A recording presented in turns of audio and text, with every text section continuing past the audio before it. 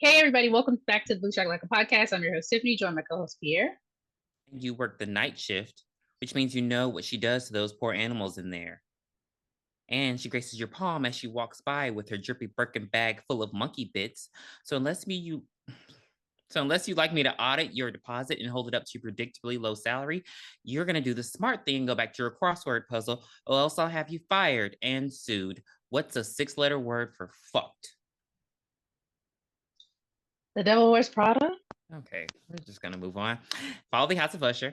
I'm not gonna stop plugging it. Flaniverse. Well, enjoy being by yourself on this one, okay? Flaniverse. One against one. Well, everybody, we are back with the titular Halloween movie, 1978, and I just have to give like a little, just a little warning. Not a warning, but this is more to myself. Because as we watch horror movies, I like to dissect, like, why would they do this? Why would they do this? Why would they do this? And I have to keep in mind that this movie came out in 1978. It is the beginning of our horror movies. It is the beginning of the tropes. So these are the trope OGs, because there were so many times I was like, this is dumb. Mm-hmm. But I have to suspend belief because this is one of our first ones. So I'm not going to be as harsh on this as I normally would be. That is not fair. That's not fair. But okay. I understand what you're saying, but it's still not fair. Because there were a lot of WTF what the fuck? moments. No. I still have some moments in my notes. But I'm saying I'm forgiving these. That's what I'm saying. Let me rephrase. I'm forgiving these because of 1970. So synopsis is: on a cold Halloween night in 1963, 6-year-old Michael Myers brutally murdered his 17-year-old sister, Judith. He was sentenced and locked away for 15 years. But on October 30th, 1978, while being transferred for a court date, a 21-year-old Michael Myers steals a car and escapes Smith's Grove. He returns to his quiet hometown of Haddonfield, Illinois, where he looks for his next victim. Damn! The whole movie? Hey. Oh, okay. I mean, it was correct, but damn, it's like they just wrote down the movie plot. So yes, in 1963, we see it from his point of view. We see like a little kid in a clown costume. He sees his sister making out with a guy on the couch, and they go upstairs. He go inside, he grab a knife, he go upstairs after the guy leaves, after they're done having sex, and he just like hacks her up in the worst. Okay, this is 1978. She didn't want to live. Because the way I would have Van Damme kicked him out that window like Maggie in Child's Play, especially when you see how small he is, I think this would have been more realistic if he was a teenager. If he was like 15. I think it suspends the scary part if he's older, though. Because, a crazy child. Or let him have stabbed her in the back. Yeah, the fact that she was sitting right there and got multiple stab wounds. Well, there were no stab wounds. Because I don't know if you looked, because I was like, well, where is she bleeding from? But okay, whatever. She just had a little ketchup smeared all over her boobs that looked incredibly fake. This was before stab wounds entered the horror franchise. Because you couldn't see it, like there was nothing, like she looked fine. I did appreciate how the little kid, how they showed the eye holes on the mask. You see how small they were? This is why I can't really believe slashers that wear masks and stuff like that they can see and have that such a level of accuracy, because your view is obstructed. And I think that's why it was so realistic for Matthew Lillard's character in Scream, because he was all over the place, because you can't see through those things. Yeah. And then they be getting hit and punched and kicked, and it's it's hot in there. It is hot. That's number one. It's hot. Like, who wants to sit there and deal with all of that? Anyway, but yes. So little Mikey Mike kills Judith and goes out to the front door, and the parents come over there like, Michael? And they pull the mask off him, and he has the knife in his hand looking like, I was dreaming? Like he was like, So yeah, 15 years later, it's Halloween again, and we are met with Dr. Loomis. I really watching this movie, though it terrified me, and Tiffany did not care. Um, it was there was a bit of like heartwarming that was going on because I got all the reference. Like if you have seen Scream and then you watch this movie having not seen it before, you saw Scream, it just like washes over you. Like, oh, Dr. Loomis. Oh, go to the Mackenzies. We'll get to that later. But it was just like a lot of Scream. I was like, oh wow, like they literally just. But with you saying that, this should have been really relatively tame for you. I think it's the music. I think it's the music. The music. I'm waiting for a remix. Well, first of all, the editing in this movie, it shouldn't have been an hour and 30 minutes. This movie could have been 45. It was just a clean lot. 80. A clean 80. Like it was a lot of just nothing going on, and that's what helped. It was a lot of peekaboo. Yes, and that's what helped as well. Honestly, we're gonna get to the funny parts. But yeah, so Dr. Loomis is in the car with the nurse. They're headed to the sanitarium because they're going to grab Michael and take him to his trial. I'm wondering, like, because why at night? He's only in a sanitarium, so I guess that's legal for a child to be. Because I'm like, why does he have to go to trial again? Now that he's an adult, now that he's 21, he has why? Why at night? This is another trope because this happened in Jack Frost, not only at night but during a winter storm. You know what I mean? It's like, why are y'all be transporting these people at night? You can't see shit. Right. They can't see shit. Like, so they get to the sanitarium, baby, everybody outside. And we never get an explanation. They get their Drew Barrymore on. We never get an explanation as to why everyone's outside, but all the mental patients are outside. So Dr. Loomis is like, drive up to the gate. I honestly think Michael knew they were coming. Because he knew he was going to trial. He knew, so he said it. I think he put it all in motion, even though he could have just waited for them to pull him out and killed the bitches in the car. Yes, but ma'am, the 20 minutes we got of him stalking everybody could have been 20 minutes on showing us what happened over here. So yes, Dr. Loomis get out, he go to the gate. Baby, Michael crawl up the car while the nurse is having a smoke. There's a lot of smoking in this movie. He crawled up there like a fucking orangutan. Yeah, and just started he thought he was going to give her a new hairdo. She was like, nah, I already got my hair done. I don't need my hair done, Michael. He said, well, shit. All right. Let me borrow the car. He just kept rubbing on her face. Yeah. And she was like, like, bitch, blare that horn and blare it good. Yeah. I would hit it till it broke. Wouldn't have mattered because clearly no security works at the sanitarium. So she, she drives a little bit, I don't take your foot off the gas. You could die. But anyway, and so she like, fuck this. I don't get paid enough. So she jumped out of the car. Michael said, oh, well, since you're going to take a nap, I'm going to go ahead and take the car and get the wheels rotated. She says, okay, Michael, bye. And so Michael's gone. Michael. Who taught him how to drive? That was a question asked in the movie and we never got an answer. And it pissed me off.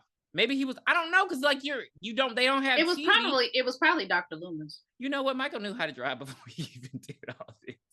That's why I said it would have been way more realistic if he was 15 years old. Just so Michael's gone. And Dr. Loomis is like, holy shit. Oh no, the evil is out. The evil is out. You doing all this hooting and hollering.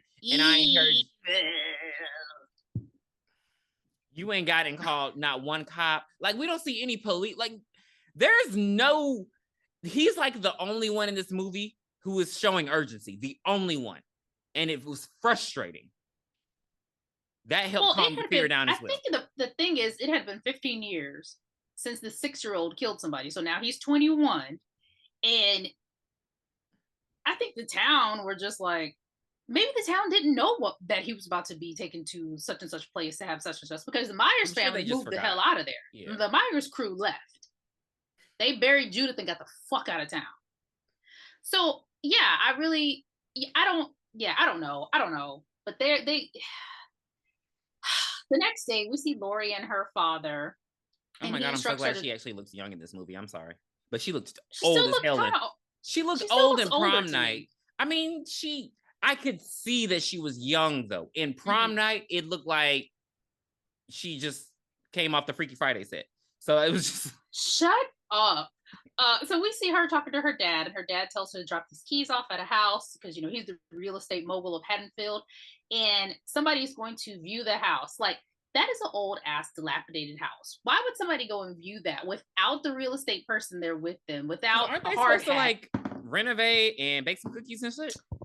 Like, hello, have a little water at the front, maybe a couple bags of chips if you're feeling, crunchy.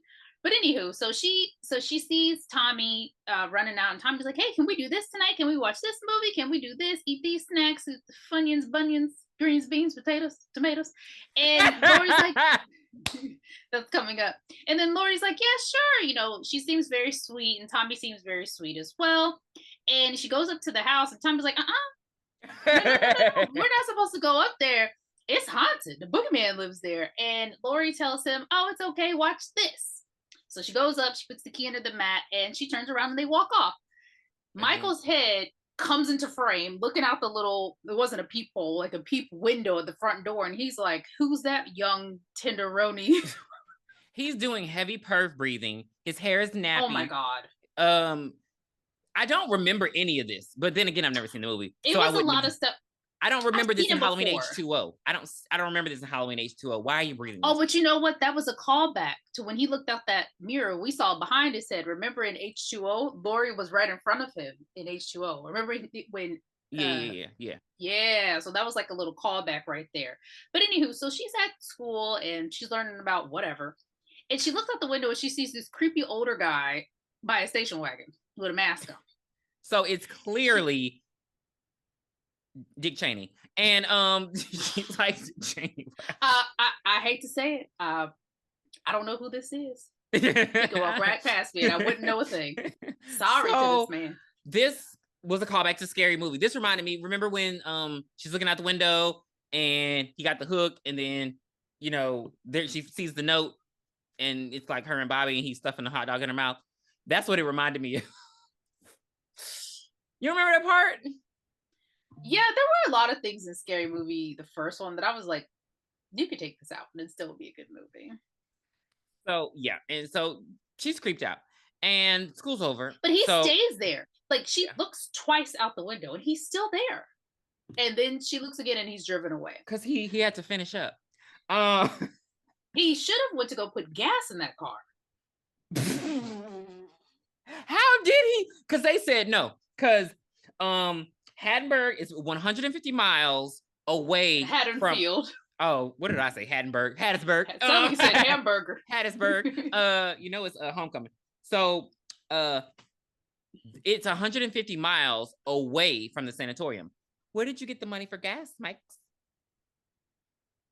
Did he siphon it out? Okay. So I'm going to say, even if she had filled it up before she got there, it's still 150 miles to town. That's probably like maybe a half a tank, depending on what type of streets he's on. He's not probably the one on the interstate. He's probably on the county roads. So, your gas goes a little faster if you stop and go a lot. He made a couple pit stops, and then he drives around the town so many times. So I'm like, I don't know. We see Tommy again, and he's picked on. Pissing me off. Because I feel you've seen all of them, haven't you? Yeah. Because didn't they kill a child in one of these? I was hoping he was gonna do that this movie. Because these bullies are just picking on him. They're like, the boogey's man gonna get you. The boogey's man gonna get you.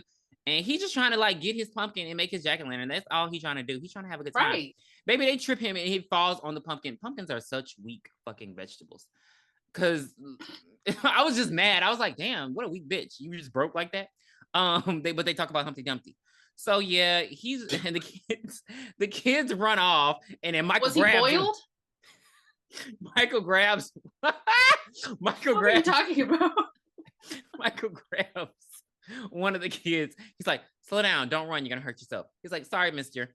And then Michael's like stalks Tommy a little bit. He's just doing a lot. Like, he don't. It was creepy. It was so creepy. Like, and this also Perv Central. Self-awareness nowhere in this movie. Because it's just like, I understand you may not always know when someone's staring at you, but I'm just one of those people. I got to look around and see if there's a fly, a dog. I am nosy. You know what I mean? Like, I just got to figure out what's going on. You got to be aware of your surroundings. I'm like Marvin Gaye. I want to know what's going on. I hate you. But everybody looks straight ahead. In this town, everybody looks straight ahead. Nobody, they don't know how to turn around. So Lori is out of school.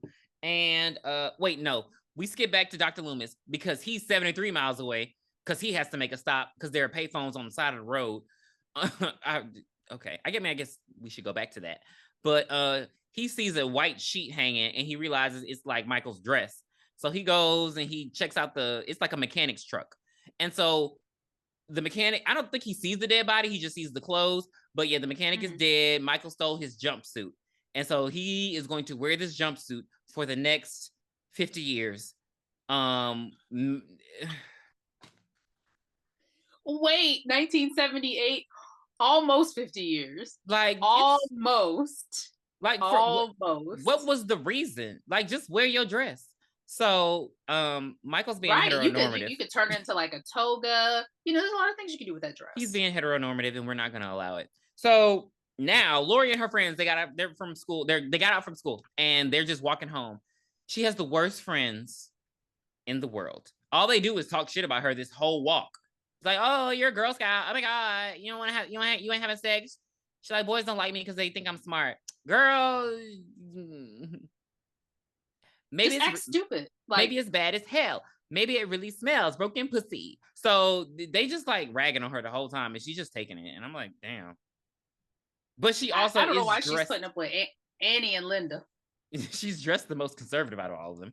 And as they're walking, this part made me laugh, and that's what, again, the fear was going up and down. But Michael said, I was like, why are you looking like that? Oh, on the bush? No, when he was driving in the car, and he was just like, I was like, why is he looking like that at them? But she tells him, so this is the third time Lori has seen him. Well, the second, I'm sorry. So she saw him at the school, and then she saw him drive by her friends. And who do they think it is? They think it's Paul or somebody else?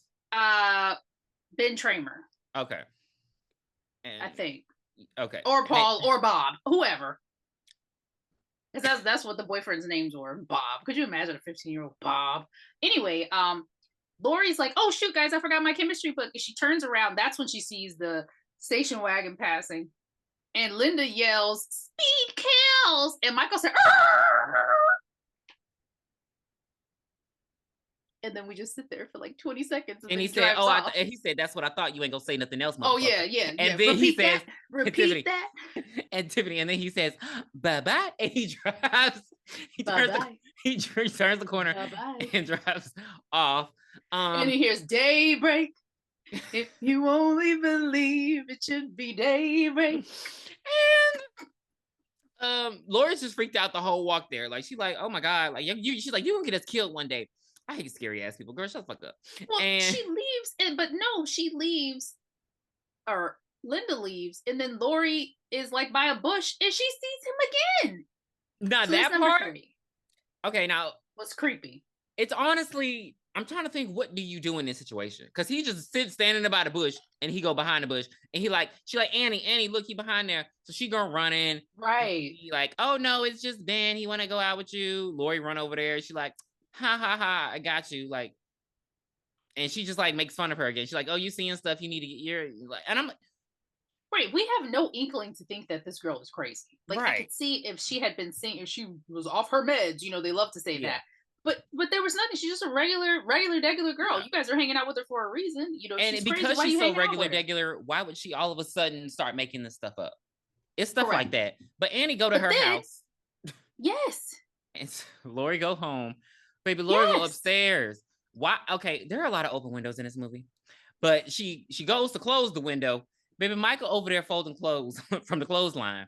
He said, this is number 4. He said, I had to wash my jumpsuit, so don't look down here because I'm a little bit nude. And he started folding clothes. Number 4 in one day. That's honestly all we needed. But like him stalking her around town, it just keeps happening. And I'm like, they can cut a lot of these scenes. Like, we get it. He's there. He sees her. It's creepy. It just keeps happening. I don't understand what the hell's going on.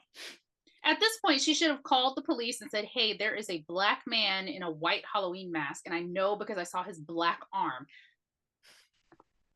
Everybody would have been there. It would have been over for him. There are no black people in this movie. But Annie goes and picks up Lori. I don't know where the hell they're going because I don't remember where they were going. But she goes to pick her. Snacks? I really don't know. I don't remember either. She goes to pick her up and they smoke a cigarette, or was it supposed to be weed? Why were they holding it like that? Why was it yellow?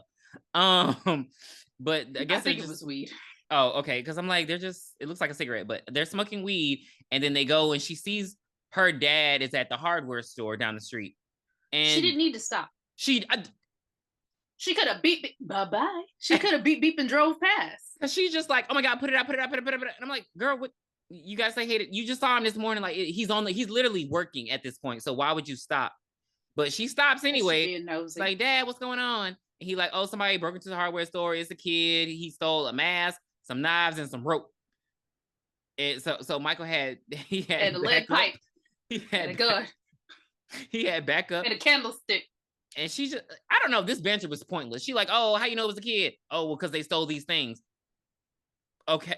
I mean, those seem like items. Honestly, he should have stole some snacks while he was in there instead of eating a damn dog later in the movie. Yeah, we're gonna get to that. Dr. Loomis show up. Nobody is paying this man any mind. He like, look, we gotta take care of this robbery. He like, look, I gotta talk to you.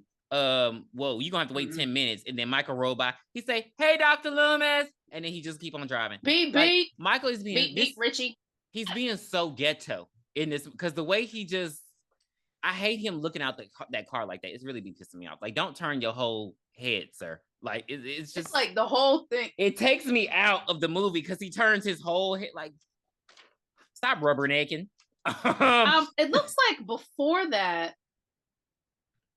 Yeah, so before that, Dr. Loomis got over to Judith Meyer's grave and saw that it was dug up. So he's like, okay, we know that he's here. And literally, he was literally following them again in the station wagon. Like, damn, bitch, how you know? And it's 1978, so you're not even looking to think somebody's following you. Like, it's not, things were dangerous, but they weren't like, oh, I'm being stalked. Dangerous, like, right, but come on, self-awareness is a thing, and she has none of it. I guess that's how it feels to be a privileged white girl in a affluent town. He also, so Dr. Loomis, and because I hate these going back and forth between them two and the teens. Lee is the I just calling him Sheriff. So Sheriff Brackett. Sheriff.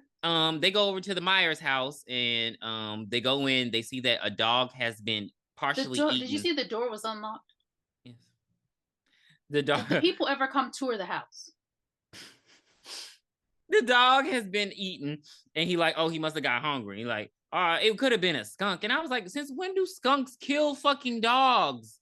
And eat what them? Is this? Pepe Le Pew? He ain't ever touched no dog. So he like, gosh. No, Pierre Escargot. A man wouldn't have done that. I'm like, he's not a man. Okay, whatever. So he's pure evil. This part threw me off because Dr. Loomis don't ask for no backup. He tells the sheriff not to tell nobody about it. He like, oh, I'm just gonna stay here at the house. I was waiting for him to die. I was literally he creeps throughout that neighborhood all night long. By himself. Creep. It just, there are no street lights anyway. So Lori and Annie, they on the phone. They have babysitting jobs for kids that live across the street from each other. I'm like, why didn't they just get one babysitter to watch both of them? Maybe the parents, maybe the parents don't like each other. So Lori is that's not true. I'm just saying that's the only reason why I couldn't kid go over there. So Annie's watching Lindsay across the street. Lori is watching Tommy. They're watching the thing, and then they're gonna make jack-o'-lanterns and go through comic books and stuff. His parents don't like him reading comic books. I still didn't understand why. Like, okay, whatever. But yeah, Tommy's a cute little kid, and he just wants to make a jack-o'-lantern. So this part could have been cut out of the movie. So she on the phone with Annie, and they just, having girl talk. Annie spills this much butter. She spills a drop of butter on her clothes, and she's like, damn, let me get fully naked in the kitchen. So she gets fully naked. Michael over there, he's pleasuring himself through the window. Mm-hmm. Again, no self-awareness. He literally right there. It's like she's 5 feet away from him, and he's just watching. So she put on a little t-shirt, a little like button-up shirt. I guess it was the dad's. It was big as hell. And she's like, oh my God, I gotta wash my clothes. You spilled it on your shirt. And Michael out there, go to the kitchen and start to dabbing with the towel. Isn't she in the kitchen? Yeah, I mean, I'm saying just start to dabbing. Like, there's no reason for you to take anything off. But it had to be done. So Michael, he get mad because he see she puts clothes back on, so he knocks over a potted plant, and then the dog go barking. This dog do not like Annie, but it don't like Michael either. So Michael just has to pick it up and strangle it. So that's the second dog he done kills in this movie. There's a lot of animal like cruelty. I'm like, oh my god, nobody ever talks about that. So yeah, she has to go wash her clothes now. Tiffany, why is the washer and dryer like 20 feet away from the house? Oh, in the garage. You know, garages weren't, which is weird to me. So, like, garages were not attached back then. What I don't understand is, like, living somewhere where, like, Illinois, where it snows. I want my garage to be attached to my house. I don't want to walk outside and deal with snow to get into my car when I could just, get into my car from the house. So, yeah, a lot of old houses are built like that, for sure. It pissed me off.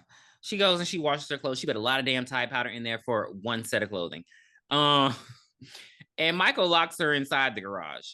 And she's like, oh no, Paul's gonna call. She's all hot, heavy, and horny. So Paul start decentering men. Paul does call, and Lindsay trying to watch, I don't know, The Blob. And he like, hey, go tell her I'm on the phone. She's like, Lindsay, like, fine, fucker. So she goes, she unlocks the door. This girl trying to climb out the window. Michael's just looking at her. Just a lot was going on for no reason. He could have been killed this girl. But Lindsay goes, she unlocked the door. They walk back. She's like, Paul's on the phone. Paul calling. He like, look, my parents are gone. I want some coochie. She like, look, come over. He like, does he live too far away? I didn't understand this because he's like, drive over and come get me.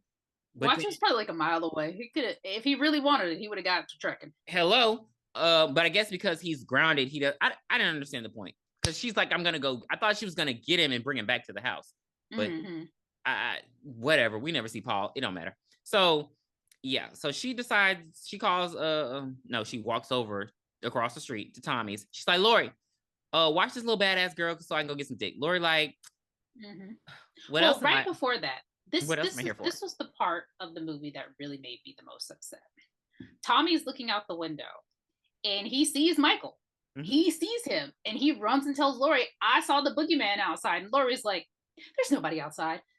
You have literally seen this guy 4 times today. And you just dismiss this baby like this? She deserved what was coming to her. Well, she didn't know. She didn't see the boogeyman. She saw a man. Okay.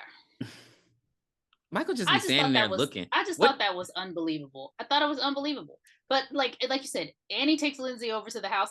Like, girl, you can go one night without penis. Not Halloween night. And she goes. She's gonna go take. I thought she had her own car. Why is she taking their car?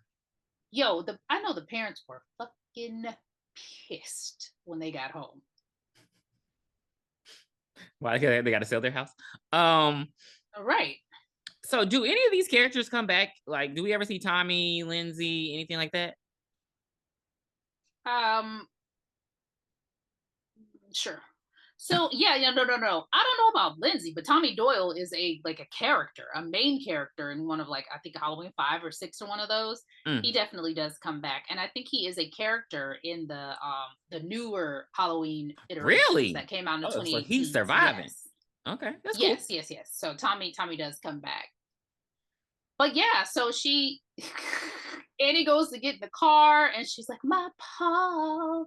It must be good because, girl. She sat down, but Michael's like, I don't want to hit his shit. And he says, good night, asshole. And puts a jump rope around her neck. He doesn't put a jump rope. He starts strangling her. Uses her hand. I feel like she could have got out. Baby. Okay. I was like, how are you going to It wasn't a 4-door car. It was a 2-seat. It was a 2-seater, and he didn't even have both hands around her neck. He had one, and she's using both hands to try to get his hand off. I'm like, just open the door and you'll fall out. And run. Gravity is going to help you in this situation.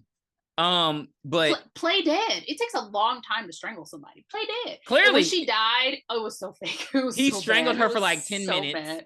He strangled her for 10 minutes while she was in the car, just like, and then he cuts her with the knife, and then she just. And she just rests on the horn. And Michael's like, that's too loud. Get off the horn.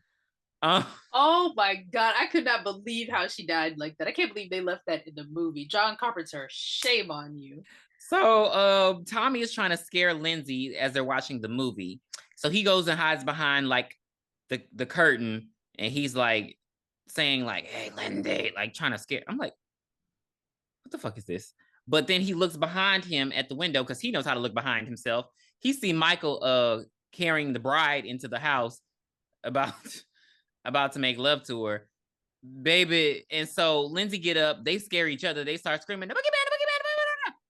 Lori like, shut the fuck up before you have to go to bed. Quite literally. She's like, I'm not dealing, like, bitch, stop playing with me. I'm trying to like, I don't know what she's doing at this point, baking cookies. She's like, either. I think well, she was getting the pumpkin prep. He don't want to do it no more, Lindsay there. So she's like, you better stop. Favorite part of the movie coming up. This is my favorite part. Of course it is. So this is the part where that's on screen. No, Loomis is back at the Myers house, and we see Tommy's bullies in the front of the house, and they're daring Lonnie to go in. They're like, Lonnie, you chicken, you chicken, you pussy, like Kincaid off of Friday or Freddie. Jason, Freddie, you pussy, Friday. Could you imagine a Friday parody with Jason and Freddie as Craig and Smokey? Stop, because you know they clearly watch us. Please stop. But Freddie is definitely Smokey because he got burnt up. I'm so funny. Anyway, so he's like, hey, Lonnie, get your ass away from here. Lonnie said, you ain't gotta tell me twice. They run off. He hit that shit runner like the Road Runner. He was not. They weren't some scary ass bullies. That's what they really were. Some punks. Right. And so Mr. Loomis, he looked behind him. Everybody looks behind him and start finding out shit. He go running down the street. He see his car. He like, wait a minute, this motherfucker didn't fill up the tank. So he knows that Michael is like, even though he knew Michael was there, he knows Michael is there and he's close at this point. He knows, yeah, close by. So now we got Linda and Bob show up at Lindsay's house, and it's empty because, you know, Annie was supposed to get Paul, and he didn't go get Paul. So Paul's sitting at home like, what the fuck? You know, he waiting. He got his bags is packed in there. His overnight bag is packed in everything. His go bag. These two, because they're waiting on Annie, they decide to just go bang in Lindsay's house. Lindsay's parents' house. That confused me because I couldn't understand what Annie's plan was, because Lori's like, oh, she went by Paul, but she should be back by now. And Linda takes that as she's gonna be gone the whole night. I didn't understand how she got that. No, I guess she thought that they just were getting it hot and heavy at his house with his parents there. I don't know. That was really weird. But they have sex. They finish, and then she lights up a cigarette in Lindsay's house. And then how disrespectful can you be? How disrespectful can you be? That sex didn't seem okay. It just okay. It wasn't. Look, it wasn't like Tina and what's the guy's name from Friday the 13th or from Nightmare on Elm Street? Damn, the fact that I forgot. I don't know, Draco. Malfoy. I don't know. I don't know what it is either. But Bob goes downstairs to go grab a beer for Linda. He ain't gonna get that and beer. He goes to look. This reminded me of Jack Frost. He goes to get the beer, and the door opens, and he's like, "Who's there?" And he goes and he closes the door, and then for some reason, fucking Frosty. For some reason, he opens up the pantry, and Michael says, "It ain't fucking Frosty," and he strangles him. He lifts him up, and then he stabs him, and he's stuck to the wall. That knife was not that long, and he didn't use enough force either. No, because you got to rev that shit up. You got to rev it up. Okay, so we get to the part where they're watching this movie and scream, and so she's in the bed smoking, and she's just like, and here comes the obligatory tit shot, and it was not as amazing as I thought it was, but okay. But yeah, she so basically Michael done cut up 2 holes in a sheet. He done took Bob's glasses. KKK. He's racist. He puts the sheet on. He puts on Bob's glasses. How are you saying anything? Because you don't have a prescription, sir. And wait. He has a mask on and a sheet over that and glasses, but she can't see a goddamn thing. He's determined. So Linda's standing there trying to talk to him like, you like what you see? Jiggle, jiggle, jiggle. And he's just standing there. He's not breathing at this point though, but he's standing there. And she's just like, you're not gonna answer me? I got annoyed in this movie. We'll get to this a bit later. I may just jumpstart it now because I kept thinking about you. And do you think, cuz? And I kept thinking about how you're like, I don't have friends who would do this weird shit. Because throughout the most of the end, we're at part 3 by now, the climax, act 3. So there's just a lot of, hey, you guys stop playing. Hey, stop this. Even with Linda telling Bob, like, are you not gonna answer? Like, I'm not dating somebody who's just gonna be like, at this point, you're a ghost. Ooh, what are you still being quiet for? I gotta stop fucking with you after tonight. Cause what kind of games are we playing? I wish the fuck my friends or my man would do some shit like this to me. I got a trick and a treat for your ass. I'm out of here. Like, nah. Like, it's just, right. I don't understand what this is supposed, like, this is not foreplay. And so. No, because he was talking her head off the whole time. Right. Before that, yeah. And now he's just silent, and she like, I'm not paying you no motherfucking mind. She gets up, she called Lori again, and she like, hey girl, what's going on? What's going on? When Annie come back? What's going on? She trying to talk to her, baby. Michael run. Now he start run. He ain't ever ran in this movie. He run up and just strangle her with the phone cord, and it honestly sounds like they're having sex. The fact that Lori didn't get that, because I would have hung up the phone, I'd been like, why did y'all call me with this sex bullshit again? Friends. I don't want to hear your man making orgasmic sounds. And I definitely don't want to hear you getting fucked. But yeah, she's just like, oh. And Lori's like, come on now, stop playing. What about this is funny? That's a good question. Who knows? But so yeah, baby, Michael killed that girl on the phone. And then after he kills her, he get on the phone, he say, hey, Lori, I'm about to come kill you. She say, Michael, stop playing. Like, I don't even know you like that. I barely know you right now. I don't even know who you are. He like, stop playing with me, bitch. Come over. She like, I'll be by later. So she hang up the phone. She put the kids to bed. And so she's just looking. Now this, again, we spend 50 minutes of the film of her just looking out the window, wondering, thinking, guessing. And then she finally decides to walk over there. Hoping and wishing and praying. Mm-hmm. She does call back. This part took me out. No, she tries to call back, but it says that the phone is dead. Like, did he cut the phone line? You know, Michael just be doing shit. Maybe probably he got a knife. Because it's not connected to the power. That was a house phone. I mean, a landline. Oh, maybe he just cut the cord. Wouldn't that just? Well, for some reason, yeah. Okay, whatever. Maybe he cut all. No, because there's a phone downstairs too. He cut every cord in the house. She can't get through. So this part took me out because I was like, how did people used to do this and think that was okay? That whole turn of anyway. I don't know what you're doing. When on the phone, ching, ching, to die. Because we press buttons. Sir, it's called a rotary phone. I don't listen to hip hop. And Lori is like, they playing with me. She sees the light go on and off in the house. So she walk over there. Did she lock the door? The start of our Did she lock the door behind her? Because I don't know what was going on with those doors. Okay. Yeah, so she goes in. It's our final girl. Find the dead body circuit. I had to give it grace because it was the first one. So she finds whose dead body does she find first? She finds Annie's dead body. And then she finds Annie on the bed. Yeah, and with she and Judith the tombstone. Myers' pristine ass tombstone. It's been 15 years. Who was cleaning Judith's tombstone? Because the Myers don't live there no more. Hello, it was pristine. I don't understand the point, and I don't understand why he set that up. He doesn't explain it because he doesn't talk. And then she goes and boom, there comes Bob in the closet. He's swinging. Then she sees Linda. I mean, it was Linda in the, or was it Linda? Now she sees Linda in the closet. Who was opening these doors? Coming out the closet.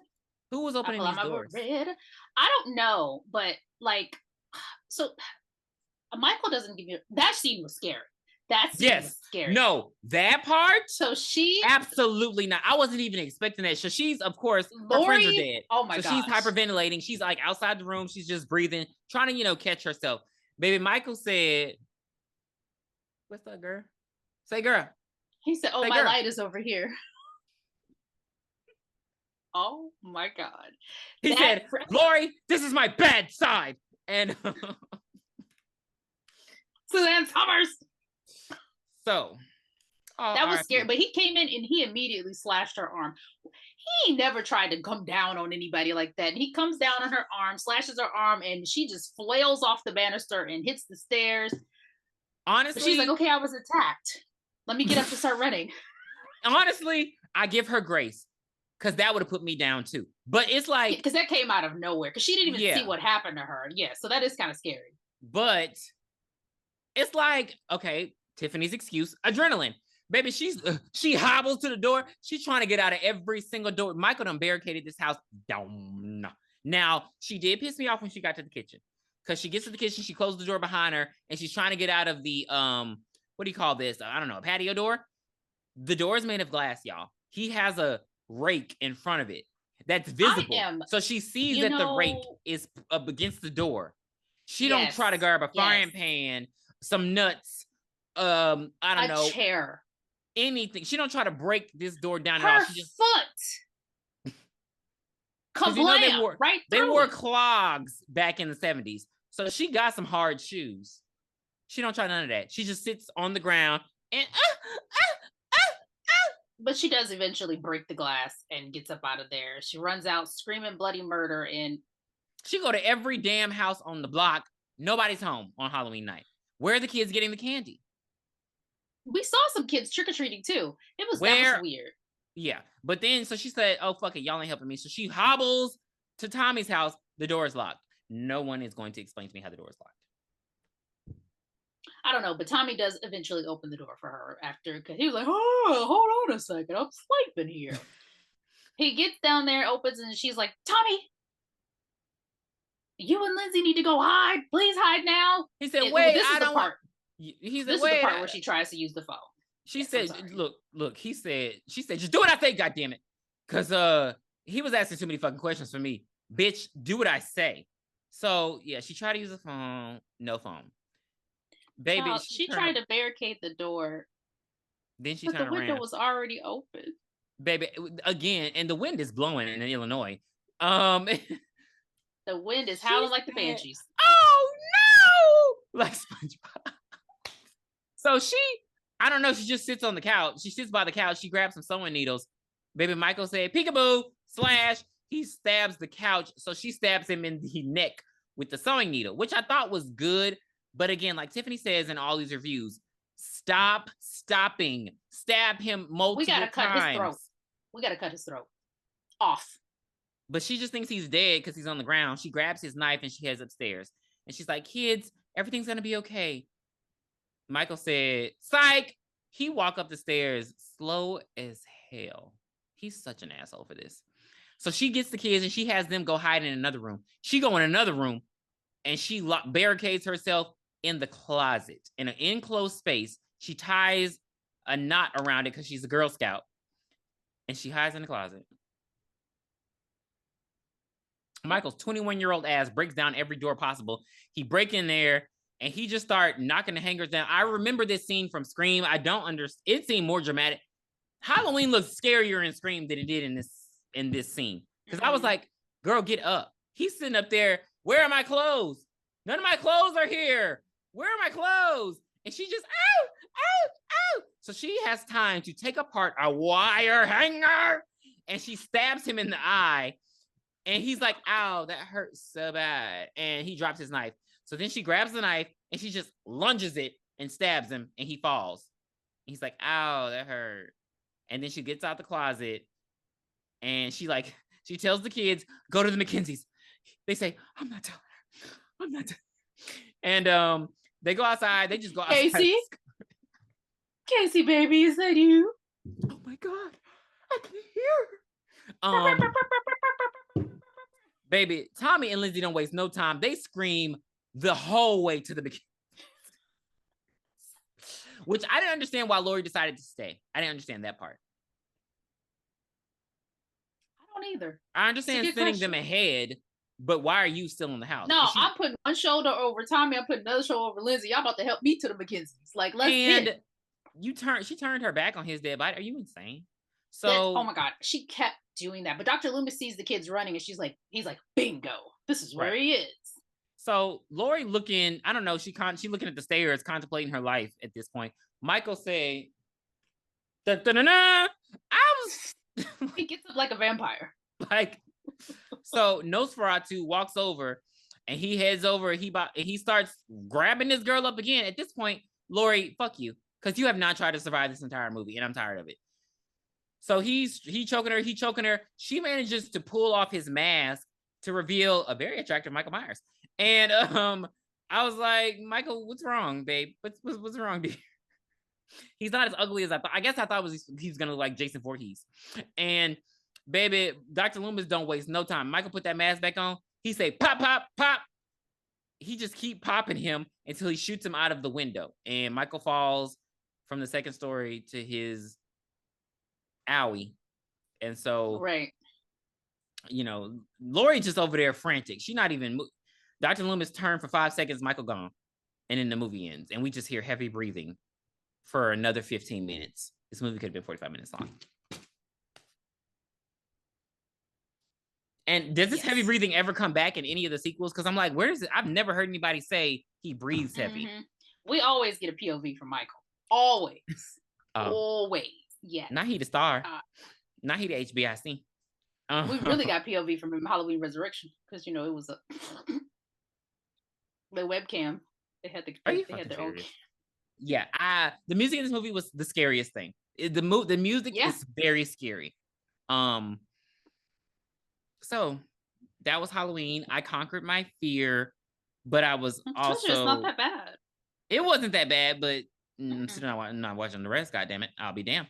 I don't think any of them are remotely as spooky as that one. Well, okay, so now we're at the end. So now I have to ask questions. So, because I know the lore, I know Laurie is his sister, but how did she not know? Like, how did this happen? Because she was supposed to have been adopted by the other family. Oh, so the Myers gave away all their children. Well, they killed one. Well, Michael killed one. They gave Michael to the sanitarium, and then they gave the baby to the Strode family. Because they didn't explain that in this movie. They changed that lore in the newer Halloweens, where he was just a creep. He was just a crazy person killing people. So they're not related anymore? Like, she showed up to his house and left the key down there. Michael said, "You will not invite unwanted visitors to my house, so I'm gonna kill you." That's why I killed him, because she let people come in his house. So are they not related anymore? That was like a whole not in the new iteration, no. But in the Rob Zombie and in the John Carpenter's, yes, they're related. But in the newest one, they're not. That was like a whole thing. Yeah, he was just supposed to be pure evil. But anywho, so for Halloween 1978, I'm gonna give it. I still thought it was pretty good, but again, it was too damn long. I'm gonna give 7.5 out of 10. You're right. It could have been a not a short story, but a little short film. Yes, it could have been 35, 45 minutes. No doubt. But it was creating the atmosphere. So it was tense. It was creepy. Michael know how to hide, baby. With that white ass mask on. How the hell is he hiding with that white? And his nappy ass hair. I'll give it a 7. It held up to what Casey said about it. It was basically about a guy in a white mask who walked around and stalked babysitters. That's really all you get from it. You don't get any rhyme or reason as to why he's doing any of this. Do they ever explain it? Like, do they ever explain why he killed his sister? Pure evil. A lot of it changes. Like, it gets because I know they said the second Halloween, but like wasn't a sequel. It gets weird. Oh, they said the second. Okay, the third. Okay, the third one wasn't. Because 4 so they were supposed to be. So they wanted them initially to be one-offs based around Halloween. So the Michael Myers story is supposed to just be a one-off. But then Michael was like, everybody loved the character, so that's why they did a sequel. And the sequel revolved around Laurie Strode, Michael Myers in a hospital, basically later that evening. So it continues the same night. And then the third one is when they veered off and made their own movie So it's completely different. Like they mentioned Michael Myers. I think you see him like on a TV screen, but he's not physically in the movie. Like the killer is somebody completely different. And then 4 is called The Return of Michael Myers because a lot of people hated part 3 and wanted to bring Michael back. So they bring him back in the 4th one. How many of these movies are there? Probably at least 10. Damn. If you include the new iteration. So okay, Return of Michael Myers was 4, and I know 5, and I know 6, and then I think after 6 was Halloween Resurrection, so that's 7, and or Halloween H2O is 7, Halloween Resurrection is 8, and then the 3 new movies that would be 11. Damn. Oh, then plus the Rob Zombie 2 movies. 13. I heard people hated those though. They said it was just. They said they were terrible. They were really brutal. I mean, if you've seen Rob Zombie movie, you've pretty much seen them all. Mm. Real family, terrible family dynamics in his movies. Right. Okay. I mean, everybody's cussing everybody out. You know those friends that when you went up to their house and they started cussing their mom out and you were like, what is going on here? We both know.